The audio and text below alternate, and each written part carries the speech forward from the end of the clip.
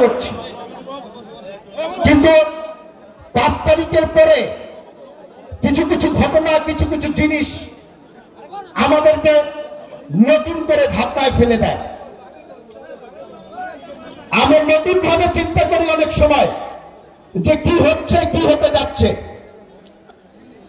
যেই প্রেক্ষাপটে কিন্তু আজকের অনুষ্ঠানের এই যে উপলক্ষে প্রোগ্রাম, আমাদের দেশ বিরোধী তৎপরতা এবং গণতন্ত্রের অভিযাত্রায় নতুন নির্বাচন।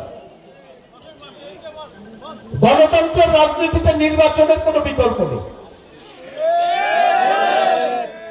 আমরা এই সরকার আসার পর থেকে আমরা সরকারকে প্রথম থেকেই বলে আসছি, আপনারা সংস্কার করতে চান, খুব ভালো কথা।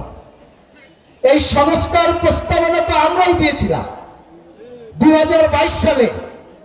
দেশ নায়ক তারেক রহমান তখন 31 দফা যে সংস্কার প্রস্তাবনা দিয়েছিলেন, সেই সংস্কার প্রস্তাবনা নিয়ে এখনো আমরা কাজ করছি।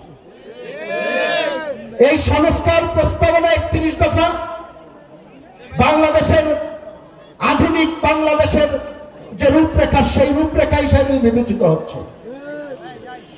কিন্তু আমাদের আফসোস,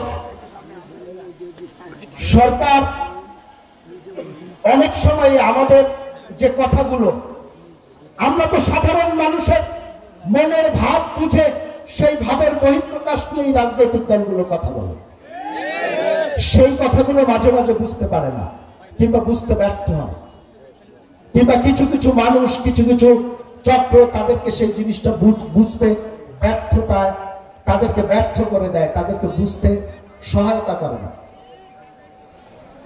দেখেন, সরকার গঠিত হয়েছে 5 মাস, যেই আমি অত্যন্ত দুঃখের সাথে বলছি এবং আমি এখনো বলবো, এই সরকারকে আমরা সমর্থন করি। আমরা চাই এই সরকার সফল হোক, আমরা চাই এই সরকার বাংলাদেশকে নতুন রাজনীতির, নতুন ধারার রাজনীতিতে নিয়ে যায়। কিন্তু আমরা মাঝে মাঝে হতাশ হই এই কারণে, আমরা 5 মাস এই সরকার অতিবাহিত হয়েছে। আমরা সরকারের কথা বললে মনে করি আমরা সমালোচনা করি, আমরা সমালোচনা করছি না। আমরা তো বলেছি আপনারা আমাদের আন্দোলনের ফসল, লড়াইটা আমরা কাঁধে কাঁধ রেখে দীর্ঘদিন একসাথে করেছি। সর্বশেষ আপনারা এসে বিষয়টাকে পরিসমাপ্তির দিকে নিয়ে গেছেন। আপনাদের ত্যাগ এবং অবদানকে আমরা কখনোই ছোট করে দেখি না, কখনোই দেখি না ছোট করে।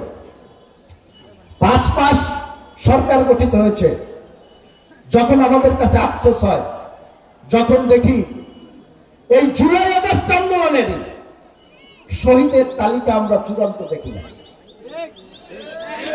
একদিকে যাচ্ছে। এই 2024 সালে এসে যদি আপনি জানতে চান, আমরা প্রথমে শুনলাম 1523 জন, 1560 জন, 66 জন শহীদ হয়েছেন। আবার কিছুদিন আগে দেখলাম অর্ধেক হয়ে গেছে। 5 মাসে এই শহীদের তালিকা চূড়ান্ত করা গেল না। আমরা তো জানি এই মেহেন্দিগঞ্জে কজন মানুষ জীবন দিয়েছেন গণতন্ত্রের জন্য, লড়াই করেছে গণতন্ত্রের জন্য। আমরা যদি জানি, তাহলে প্রত্যেকটি থানায় জানে বাংলাদেশের প্রশাসন এই 5 মাসে এই শহীদের তালিকা চূড়ান্ত করতে পারল না। বিষয়টি কিন্তু খুবই হতাশা, খুবই আফসোস। আপনারা বলেছেন সংস্কার করবেন, আরে ভাই করেন না সংস্কার। কি করবেন আমাদেরকে বলেন না, বলছেন না তো। 5 মাস চলে গেছে, আপনি আপনার রূপরেখাই দিতে পারছেন না। আজকে আমরা দেখতে পাচ্ছি আওয়ামী লীগ যেমন কেউ প্রতিবাদ নয়, মতের পার্থক্য তৈরি হলেই বলতো সে রাজাকার,